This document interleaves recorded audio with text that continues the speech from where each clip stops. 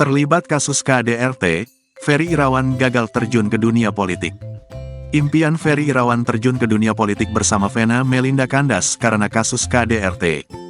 Ya, sebelumnya Vena Melinda dan Ferry Irawan rupanya punya rencana untuk terjun bersama ke dunia politik. Ridhonya aku berpolitik ke Abi, ridhonya Abi berpolitik ke aku. Makanya kita sepakat maunya sedapil, biar bisa barengan, tutur Vena Melinda, Kamis, tanggal 5 Mei tahun 2022.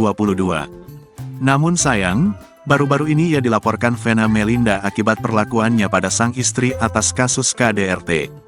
Usai ditetapkan sebagai tersangka, Ferry Irawan pun harus mengenakan baju tahanan dan mendekam di balik jeruji besi.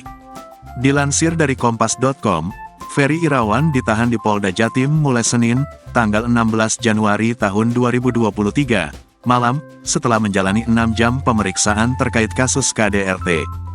Vena Melinda juga dikabarkan akan segera menggugat cerai sang suami.